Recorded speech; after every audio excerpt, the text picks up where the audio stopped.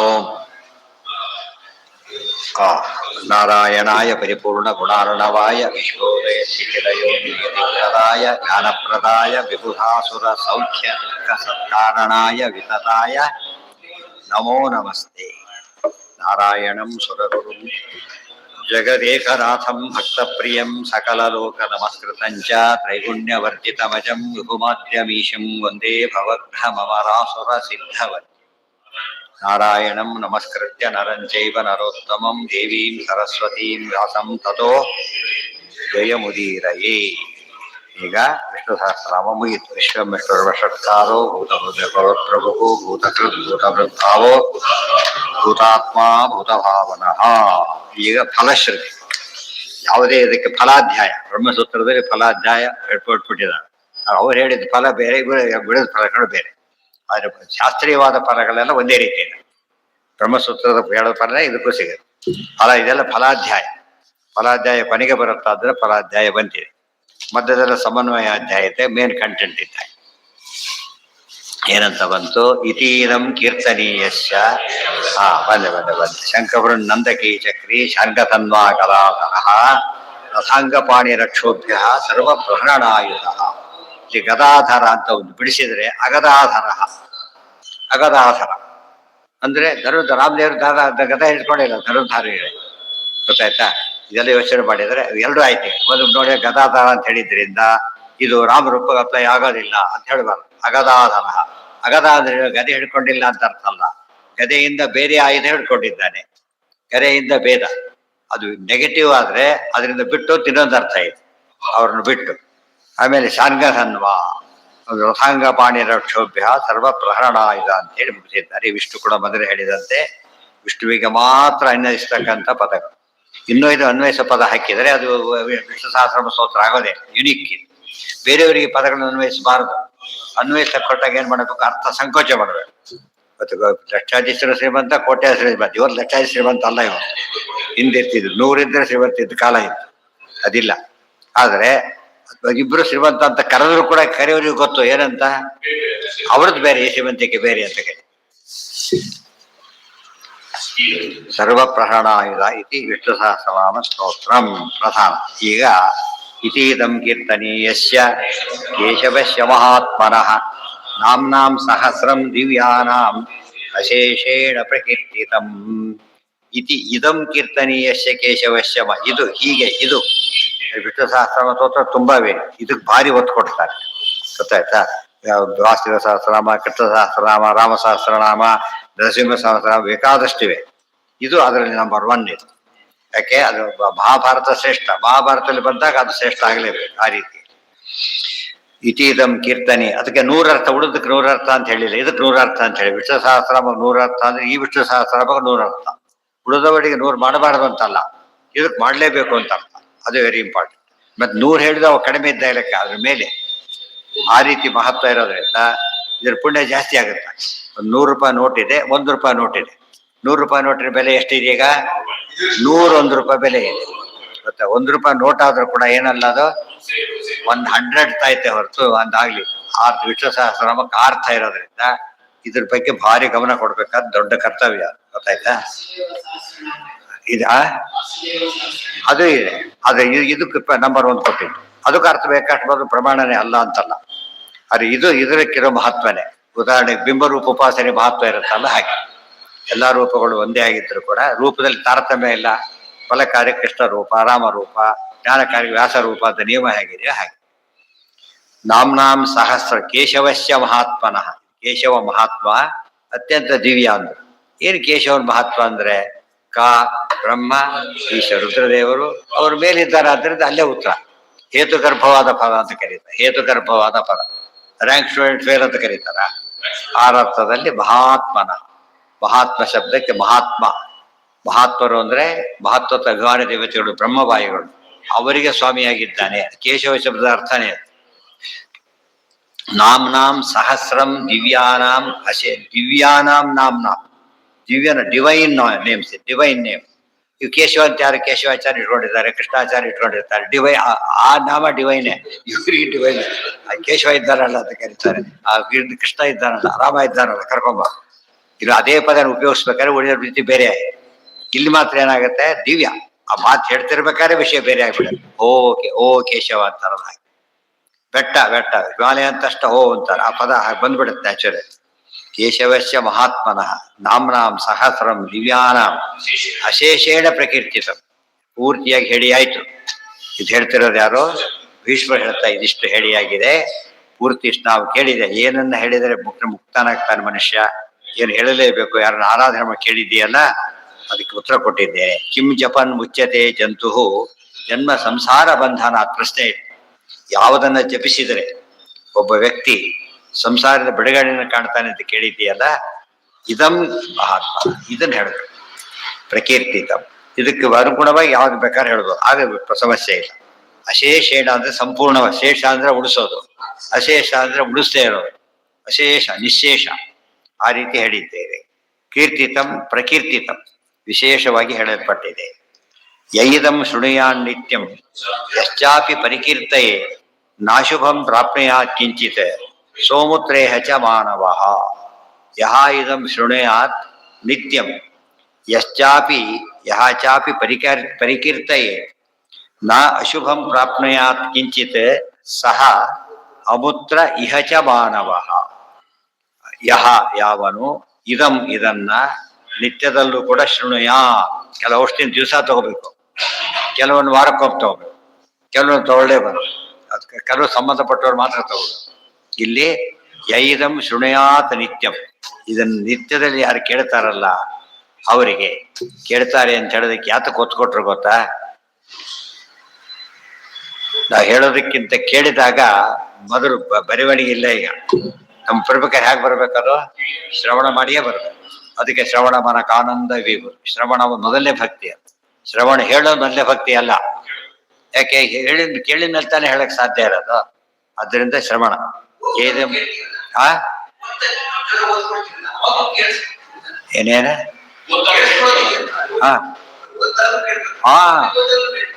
ಒಳ್ಳೇದು. ನಾವು ಹೋದ ನಾವೇ ಕೇಳ್ತೇವೆ, ಇನ್ನೊಬ್ಬ ಹೇಳೋದನ್ನ ಕೇಳ್ತೇವೆ. ಇನ್ನೊಬ್ಬ ಹೇಳೋದನ್ನ ಯಾತಕ್ಕೆ ಕೇಳಬೇಕು ಅಂದ್ರೆ ನಮ್ ತಪ್ಪುಗಳು ತಿದ್ಕೊಳಕ್ ಬರತ್ತ. ಗೊತ್ತಾಯ್ತಾ? ಅವರೇ ತಪ್ಪು ಹೇಳಿದ್ರೆ ಬೇರೆ ಮಾತು.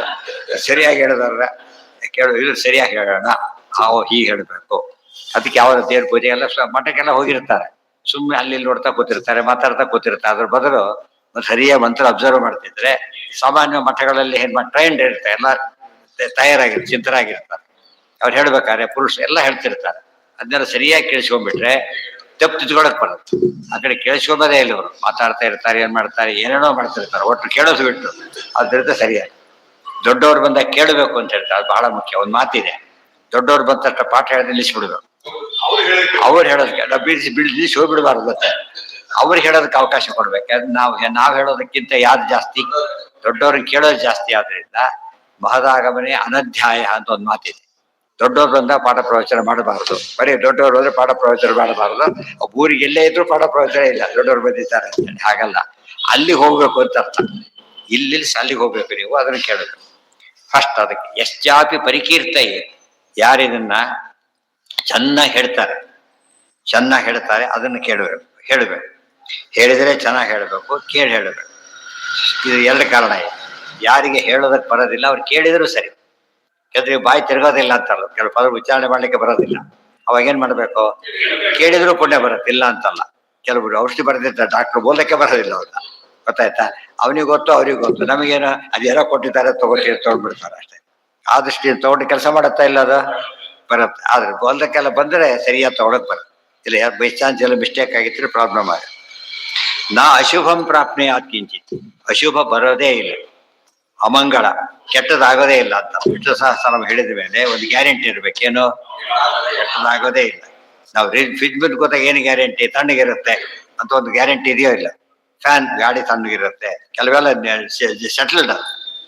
ಆ ರೀತಿಯಲ್ಲಿ ಇದನ್ನ ಹೇಳಿದ ಮೇಲೆ ಆ ಸೈಡಿಂದ ದೋಷ ಇಲ್ಲ, ಏನೋ ನಮ್ಮ ಸೈಡಲ್ಲಿ ಇರ್ಬೇಕಷ್ಟೇ. ತಪ್ಪು ಹೇಳಿದ್ರಾಗ್ಬೋದು. ನಾ ಅಶುಭಂ ಪ್ರಾಪ್ನಿಯಾತ್ ಕಿಂಚಿತ್, ಬರೀ ಅಶುಭ ಅಲ್ಲ, ಕಿಂಚಿತ್ತು ಸ್ವಲ್ಪ ಕೂಡ ಕೆಟ್ಟದಾಗೋದೇ ಇಲ್ಲ. ಕೆಲವು ಸೈಡ್ ಎಫೆಕ್ಟ್ ಇರುತ್ತಲ್ಲ, ಅದೆಲ್ಲ ಇಲ್ಲ ಇದಕ್ಕೆ. ಕೆಲವು ಔಷಧಿ ಮೇನ್ ಎಫೆಕ್ಟ್ ಮಾಡತ್ತೋ ಬಿಡುತ್ತೋ, ಸೈಡ್ ಎಫೆಕ್ಟ್ ಗ್ಯಾರಂಟಿ ಮಾಡತ್ತೆ. ಮೇನ್ ಎಫೆಕ್ಟ್ ಒಂದು ಹಾಕಿರ್ತಾರೆ. ಪುಸ್ತಕ ನೋಡಿದೆವು, ಒಂದು ಯಾವುದೇ ಬೇರೆ ಕೊಟ್ಟು ಔಷಧಿ ತಗೋತಿರ್ತಾರಲ್ಲ, ಸೈಡ್ ಎಫೆಕ್ಟ್ಸ್ ಒಂದು 20 ಹಾಕಿರ್ತಾರೆ. ಅಂಡ್ ಸಮಥಿಂಗ್ ಮೋರ್ ಅದ್ರ ಜೊತೆಗೆ. ಇದು ಒಂದೇ ಇದು ಗ್ಯಾರಂಟಿ ಇಲ್ಲ. ಇದು ಗ್ಯಾರಂಟಿ ಇಲ್ಲ, ಅದು ಗ್ಯಾರಂಟಿ ಇದೆ. ಬಹಳ ತಮಾಷೆ ಅದು. ಯಾವುದೋ ತಮಾಷೆ, ತಲೆ ಸುತ್ತ ಬರುತ್ತೆ, ಔಷಧಿ ತಗೋತೀರಿ, ಅದ್ರಲ್ಲಿ ನೋಟ್ ಬರೆದಿರ್ತಾರೆ ಸೈಡ್ ಎಫೆಕ್ಟ್ ತಲೆ ಸುತ್ತ ಬರ್ಬೋದು, ತಗೊಳಕ್ಕೆ ಅಂತ ಬರೆದೆ ಪಾಸಿಬಿಲಿಟಿ ಏನೋ ತಲೆ ಸುತ್ತ ಬರ್ಬೋದು. ಇದು ಕೊಟ್ಟಿರ್ತಾರಲ್ಲ ಸ್ಟ್ರಿಕ್ಟ್ಲಿ ಪ್ರಾಹಿಬಿಟೆಡ್ ಅಂತಾರೆ, ಮರದಾಗ ಆಗುತ್ತೆ. ಮಾಡಬಾರ್ದು ತಾನೆ. ಹಾಗೆ ನಿಷಿದ್ಧ ತಿನ್ಬೇಡ ಅಂತ ಬಡಿಸಿದ್ರೆ ಏನ್ ಮಾಡ್ಬೇಕಾಗ, ನಿಷಿದ್ಧ ಅಂತ ಹೇಳಿದ್ರೆ ಏನ್ ಮಾಡಬಾರ್ದು, ಬಡಿಸ್ಬೇಕು ಕೊಡೋದು. ಅದೇ ಇದೆ ವ್ಯಾಹತಿ. ಅಮೂತ್ರ ಹೋಗ್ಲಪ್ಪ, ಎಲ್ಲಿ ಆಗೋದಿಲ್ಲ ಯಾವಾಗ ಆಗೋದಿಲ್ಲ ಅಂದ್ರೆ ಅಮೂತ್ರ ಇಹ, ಅಲ್ಲಿ ಇಲ್ಲಿ ಎರಡು ಕಡೆ ಇಹಾಮೂತ್ರ ಅಂತ ಕರಿತೇವೆ. ಅಲ್ಲೂ ಇಲ್ಲಿ ಅಂದ್ರೆ ಈಗಲೂ ಆಗೋದಿಲ್ಲ, ಪರಲೋಕದಲ್ಲೂ ಆಗೋದಿಲ್ಲ, ಸತ್ತ ಮೇಲೂ ಆಗೋದಿಲ್ಲ. ಇಷ್ಟು ಗ್ಯಾರಂಟಿ ಯಾರು ಕೊಡ್ತಾರೆ? ಸತ್ ಮೇಲೆ ಬಂದ್ರು ಕೊಡ್ತೇವೆ ಅಂತ ಯಾರು ಹೇಳ್ತಾರ? ಗ್ಯಾರಂಟಿ ಕೊಡ್ತಾರೆ. ಯಾಕೆ?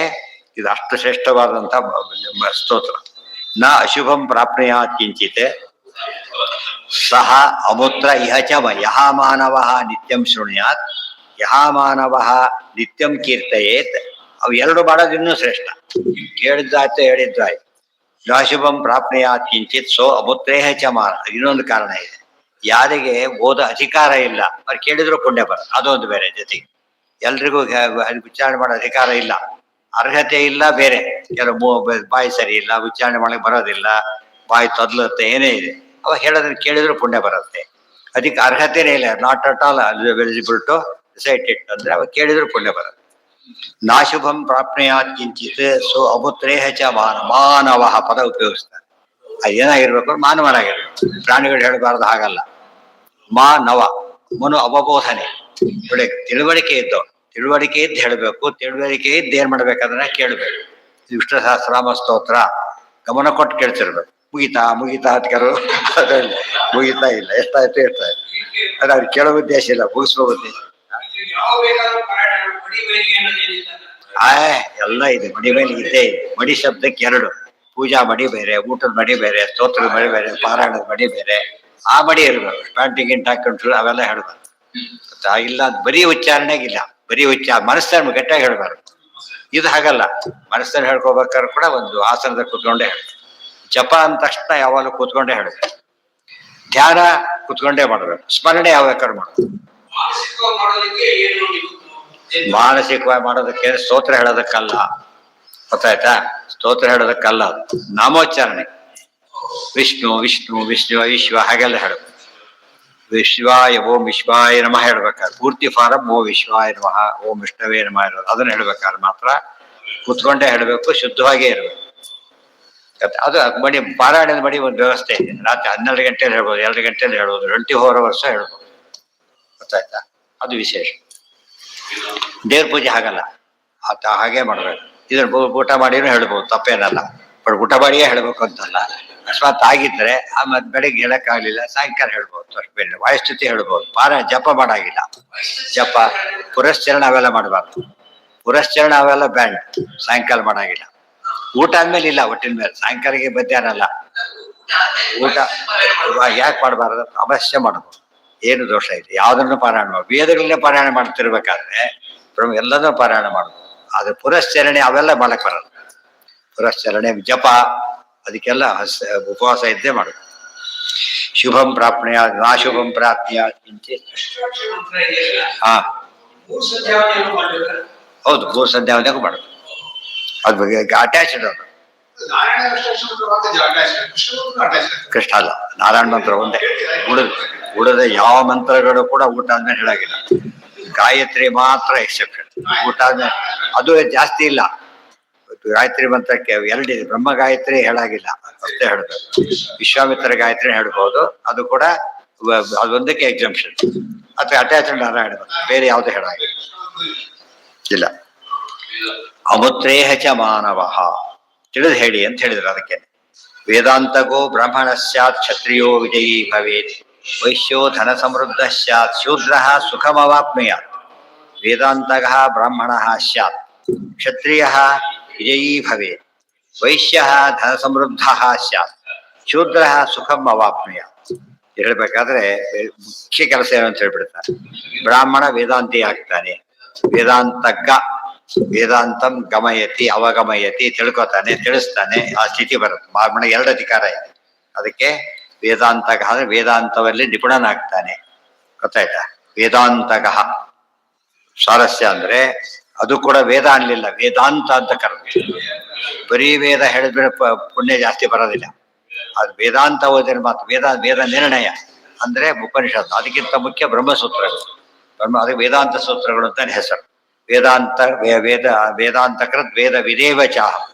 ವೇದಾಂತ ಬರೆದವನು ನಾನು, ವೇದ ತಿಳಿದವನು ನಾನು. ವೇದ ಬರೆದವನು ಅಂತ ಹೇಳೋದಿಲ್ಲ. ವೇದಾಂತ ಬರೆದವನು ಅಂತ ಹೇಳಿದ ಉಪನಿಷತ್ ಹೇಳಬಾರ್ದು, ಬ್ರಹ್ಮಸೂತ್ರ ಹೇಳಬೇಕು.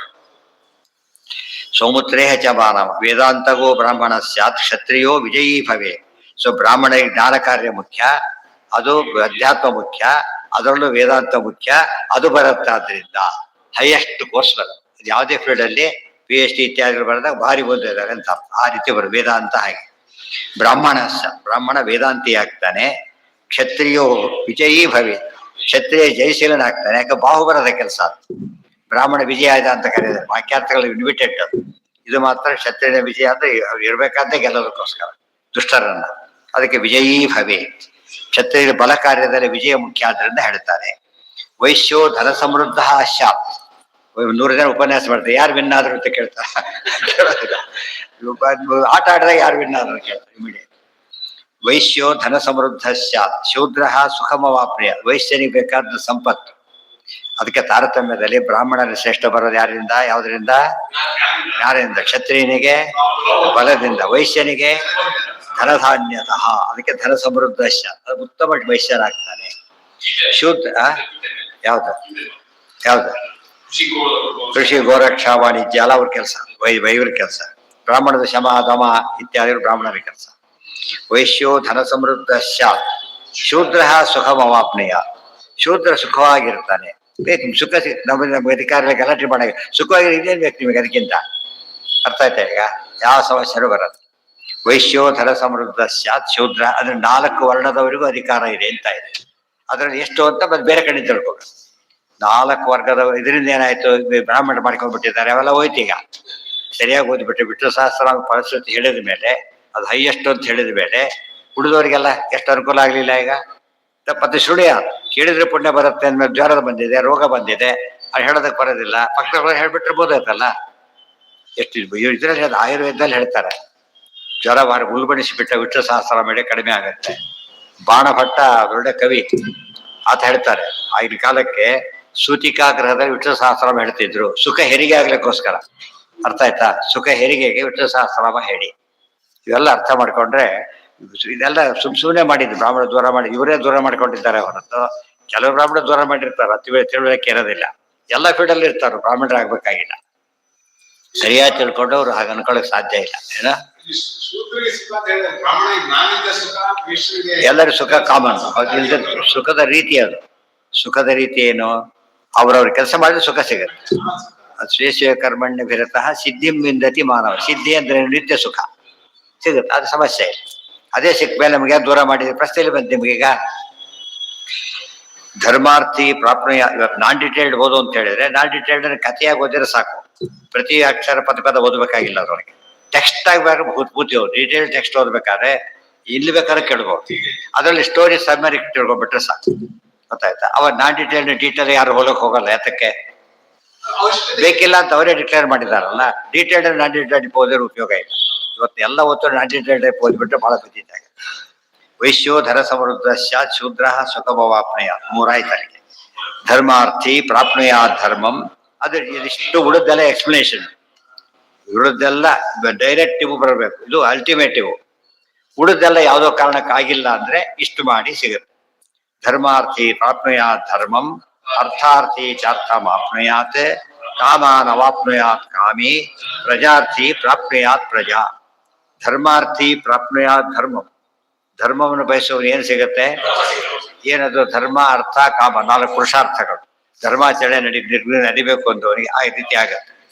ಆಮೇಲೆ ಧರ್ಮಾರ್ಥಿ ಪ್ರಾಪ್ನುಯಾತ್ ಧರ್ಮ. ಅರ್ಥಾರ್ಥಿ. ಅರ್ಥ ಅಂದ್ರೆ ಏನು? ಸಂಪತ್ತು, ಹಣಕಾಸು ಬೇಕು. ವಿಷ್ಣು ಸಹಸ್ರನಾಮ ಜಪ ಮಾಡಿದ್ರೆ ಆಗ್ತಾ ಇದೆ. ಅರ್ಥ ಮಾಪ್ನುಯಾತ್. ಆವಾಗ ಎಲ್ರು ಹೇಳ್ಬೇಕು ಅಂತ ಆಯ್ತು. ಈಗ ಯಾವ್ದಾದ್ರು ಕಾಮ್ಯ ಫಲದ ಅಪೇಕ್ಷೆ ಇದ್ರು ಕೂಡ ಬೇರೆ ಕಡೆ ಹೋಗಬೇಡಿ, ಇಲ್ಲೇ ಇದೆ. ಕಾಮಾನ್ ಅವಾಪ್ನುಯಾತ್ ಕಾಮಿ, ಪ್ರಜಾರ್ಥಿ ಪ್ರಾಪ್ನುಯಾತ್ ಕಾಮಾನ್. ಧರ್ಮ, ಅರ್ಥ, ಕಾಮ. ಕಾಮ ಬೇಕಾ? ಕಾಮ ಅಂತ ಹೇಳಿದ ತಕ್ಷಣ ಇಷ್ಟಪಟ್ಟಿದ್ದು ಅದು ಬೈಕ್ ಏನ್ ಇಷ್ಟಪಟ್ಟರು ಅದಾಗುತ್ತೆ. ಅರ್ಥ ಅಂಬೋದು ಅರ್ಥ, ಧರ್ಮ ಅಂದ್ರೆ ಧರ್ಮ, ಕಾಮ ಅಂದ್ರೆ ಎಲ್ಲೂ ಆಗ್ಬೋದು. ಎಲ್ಲಾ ಅರ್ಥಗಳು ಪುರುಷಾರ್ಥನೂ ಸಿಗುತ್ತೆ. ಅದೇ ಮೋಕ್ಷ ಪ್ರತ್ಯೇಕ ಹೇಳಿದ್ರು ಅಂತ ತಿಳ್ಕೊಬೇಕಾಗಿಲ್ಲ, ಒಂದಾಯ್ತದ್ರಲ್ಲಿ. ಪ್ರಜಾರ್ಥಿ ಪ್ರಾಪ್ನುಯಾತ್ ಪ್ರಜಾಂ, ಸಂತಾನ ಇಲ್ಲವರು ಸಂತತಿ ಪಡಿತಾರೆ. ಪ್ರಜಾ ಅಂದ್ರೆ ಸಂತತಿ. ಪ್ರಜಾತಂತುಮ್ಮ ವ್ಯವಚ್ಛೇತ್ ಸಿಹಿ ಉಪನಿಷತ್ತಿನಲ್ಲಿ ದೊಡ್ಡ ಸಂದೇಶ. ಸಂತತಿ ಇಲ್ಲ ಆಗಿರೋದಿಲ್ಲ, ಕೇಳಿ ವ್ಯವಸ್ಥೆ ಆಗತ್ತೆ. ಅಪ್ನಯಾತ್ ಪ್ರಜಾಂ, ಪ್ರಜಾಂ ಅಂತ ಹೇಳಿದ್ರೆ ಎರಡರ್ಥ. ಒಳ್ಳೆ ಪ್ರಜಾ ಶಬ್ದಕ್ಕೆ ಒಳ್ಳೆ ಸಂತತಿ ಅಂತ ಅರ್ಥ. ಇದು ಪ್ರಜಾ ಒಳ್ಳೆ ಸಂತತಿನೇ ಪಡಿತೀವಿ. ವಿಷ್ಣು ಸಹಸ್ರ ಮನೆಗೆ ಹುಟ್ಟಿರುವಾಗ ಹೇಗಿರ್ತಾನೋ ಅವನು ಒಳ್ಳೆಯವನೇ ಆಗಿರ್ತಾನೆ, ಕೆಟ್ಟವನಾಗ ಸಾಧ್ಯತೆ ಇಲ್ಲ. ಕಾಮಾನ ವಾಪ್ನುಯಾತ್ ಕಾಮಿ ಪ್ರಜಾರ್ಥಿ ಪ್ರಾಪ್ನುಯಾತ್ ಪ್ರಜಾಂ ಭಕ್ತಿಮಾನ್ ಯಹ ಸದೋತ್ಥಾಯ ಶುಚಿಸ್ತದ್ಗತ ಮಾನಸಃ ಸಹಸ್ರಂ ವಾಸುದೇವಸ್ಯ ನಾಮ್ನಾಮೇತತ್ ಪ್ರಕೀರ್ತಯೇ. ಯಾವಾಗ ಹೇಳಬಹುದು? ಭಕ್ತಿಮಾನ್, ಭಕ್ತಿ ಕಾಮನ್ ಫ್ಯಾಕ್ಟರ್. ಯಹ ಸದಾ ಉತ್ಥಾಯ, ಸದಾ ಉತ್ಥಾಯ ಶುಕ್ತಾ ವಿಷ್ಣು ಸಮುತ್ಥಾಯ ಕೃತಶೌಚೋ ಯಥಾವಿ. ಎಲ್ಲಿದು? ಸದಾಚಾರ ಸ್ಮೃತಿ, ಸದಾಚಾರ ಸ್ಮೃತಿ ಗ್ರಂಥದಲ್ಲಿ ಬನ್ನಿ. ಭಕ್ತಿಮಾನ್ಯ ಸದಾ ಉತ್ಥಾಯ ಎದ್ದ ತಕ್ಷಣ ಹೇಳ್ಬೋದು. ಶುಚಿ ಆದ್ರೆ ಶುಚಿಯಾಗಿ ಹೇಳಬೇಕು. ಅದಕ್ಕೆ ಶುಚಿ ಬಂತಲ್ಲ ಎಲ್ಲ ಕಡೆಯಲ್ಲಿ ಬರೋದ, ಶುಚಿಯಾಗಿ ಹೇಳಬೇಕು. ಶುಚಿ ಎರಡು ವಿಧ, ಬಾಹ್ಯ ಶುಚಿ, ಬಾಹ್ಯ ಶೌಚ, ಅಂತಃಶೌಚ. ಆದ್ದರಿಂದ ಕಾಮಕ್ರೋಧ ಅದು ಇಲ್ಲರೋದೆಲ್ಲ ಅಂತಃಶೌಚ. ಇವಾಗ ಸ್ನಾನಗೇನ ಮಾಡದಿರೋದೆಲ್ಲ ಅದು ಬಾಹ್ಯ. ಎರಡೂ ಇರ್ಬೇಕು ಅವಾಗ. ಎರಡರಲ್ಲಿ ಇದನ್ನ ಒಳಗಿಂದ ಯಾವಾಗಲೂ ಬಿಡಬಾರದು. ಇದು ಮತ್ತೆ ಮತ್ತೆ ಮಾಡಬಹುದು, ಅದು ಹಾಗಿದ್ರೆ ಯಾವಾಗಲೂ ಮೇಂಟೈನ್ ಮಾಡ್ಬೇಕಾದ್ರೆ. ಗೊತ್ತಾಯ್ತಾ? ಬರದಂತೆ ನೋಡ್ಕೋಬೇಕು. ಇದು ಹಾಗಲ್ಲ, ಬಂದಾಗ ಸ್ನಾನ ಮಾಡಿದ್ರೆ ಹೋಗ್ಬೋದು. ಶುಚಿ ತದ್ಗತ ಮಾನಸ, ಅವರಲ್ಲೇ ಮನಸ್ಸಿರ್ಬೇಕು. ಅರ್ಥದಲ್ಲಿ ಮನಸ್ಸಿರ್ಬೇಕು, ಶಬ್ದದಲ್ಲಿ ಮನಸ್ಸಿರ್ಬೇಕು, ಆ ದೇವರಲ್ಲಿ ಮುಖ್ಯ ಮನಸ್ಸಿರ್ಬೇಕು. ಇವರೇ ಇದ್ರ ಬಗ್ಗೆ ಹೇಳ್ತಿದ್ದಾರೆ ಅಂತ ಗೊತ್ತಿರ್ಬೇಕು. ತದ್ಗತ ಮಾನಸ, ಮನಸ್ಸಲ್ಲೇ ಇಟ್ಟು ಹೇಳ್ಬೇಕು, ಅವ್ರದ್ದು ಬೇರೆ ಅಲ್ಲ. ಆನಂದ ತೀರ್ಥಬರಿ ಸನ್ಮುಖ ಪಂಕಜೋತ್ಸಂ ಸಾಕ್ಷಾತ್ ರಮಾಮ ಹರಿಮನ ಪ್ರಿಯಮುತ್ತಮಾರ್ಥಂ ಭಕ್ತ್ಯಾ ಪಠತೆ ಜನ್ಮನಿ ಆತ್ಮನಿ ಸನ್ನಿಧಾಯ. ಗೊತ್ತಾಯ್ತು? ಮನಸ್ಸಲ್ಲಿ ಇಟ್ಟುಕೊಂಡು ಆ ಚಿಂತನೆ ಮಾಡೋದು, ಅವಾಗ ಫಲ ಕೊಡೋದು. ಸಹಸ್ರಂ ವಾಸುದೇವ, ಡ್ರೈವರ್ ಆದವನು ಪ್ರತಿ ಕ್ಷಣದಲ್ಲೂ ಗುರಿ ಕಡೆ ಗಮನ ಇಟ್ಟಿರ್ತಾನೆ. ಸ್ವಲ್ಪ ಬಂದ್ರು ಕೂಡ ಅದು ಮತ್ತೆ ಅಲ್ಲಿ ಆದಷ್ಟು ಅಲ್ಲಿ ಹೋಗಕ್ಕೆ ಮತ್ತೆ ಟ್ರೈ ಮಾಡ್ತಾನೆ. ಸಹಸ್ರಂ ವಾಸುದೇವಸ್ಯ ನಾಮ್ನಾಮೇತತ್ ಅಂತ ಹೇಳಿದ್ರೆ ಇನ್ ಜನರಲ್ ಒಂದು ಹೊಸ ಅರ್ಥ ಏನ್ ಬರುತ್ತೆ ಅಂದ್ರೆ, ದೇವರು ಯಾವ ನಾಮಕ್ಕೆ ಅಧಿಕಾರ ಇದೆ ಅದನ್ನ ಹೇಳಿ ನೀವು. ಇದು ಸ್ಪೆಷಲ್ ನಿಜ. ಅದ್ರ ಉಳಿದಿದ್ದಕ್ಕೂ ಫಲ ಕೊಡೋದಾದ್ರೆ ಅದು ಸಿಗದೆ ಹೋದ್ರೆ ಇನ್ನೊಂದು ಕಾಲೇಜ್ ಸೇರಲ್ಲ. ಒಂದ್ ಕಾಲೇಜ್ ಪಾರಿಚಾರ ಸೇರ್ಬೇಕು, ಕರೆಕ್ಟ್, ಎಷ್ಟು ಸಾಧ್ಯ ಆಗ್ಲಿಲ್ಲ, ಏನ್ ಮಾಡ್ತಾರಾಗ? ನೆಕ್ಸ್ಟ್ ಬೆಸ್ಟ್ ಬಿಟ್ಟು ಹುಡ್ಕೋತ ಬರ್ತಾರೆ. ಕೊನೆಗೆ ವರ್ಷ ಅವ್ರಿಗೆ ಲಾಸ್ಟ್ ಬೆಸ್ಟ್ ಆಗ್ಬೋದು. ಯಾಕಂದ್ರೆ ಅವ್ರಿಗೆ ಸಿಗೋದ ಅದ್ರ ಯೋಗ್ಯತೆಗೆ ಅಷ್ಟೇ ಇದೆ. ವಾಸುದೇವಸ್ಯ, ವಾಸುದೇವ ಸಹಸ್ರನಾಮಕ್ಕೂ ಮಹತ್ವ ಇಂಡೈರೆಕ್ಟ್ಲಿ ಮಹತ್ವ ಒಂದು. ಸಹಸ್ರಂ ವಾಸುದೇವ ನಾಮ ಅಂತ ಹೇಳಿದ್ರಿಂದ ವಾಸುದೇವ ಸಹಸ್ರನಾಮನೂ ಹೇಳಿ. ಏತತ್ ಪ್ರಕೀರ್ತಯೇ, ವಾಸುದೇವ ಸಹಸ್ರನಾಮ ಮಾಡಿ ಹೇಗೆ ಅಂದ್ರೆ ಅದು ಬಹಳಷ್ಟು ಕಡೆಗೆ ಒಂದ್ ನಾಮ ಬಂದಿಲ್ಲ. ವಿಷ್ಣುವೇ ನಮ ಅವಶ್ಯಕ ಬರೋದಿಲ್ಲ, ಫುಲ್ ದೊಡ್ಡದಾಗಿರೋದು.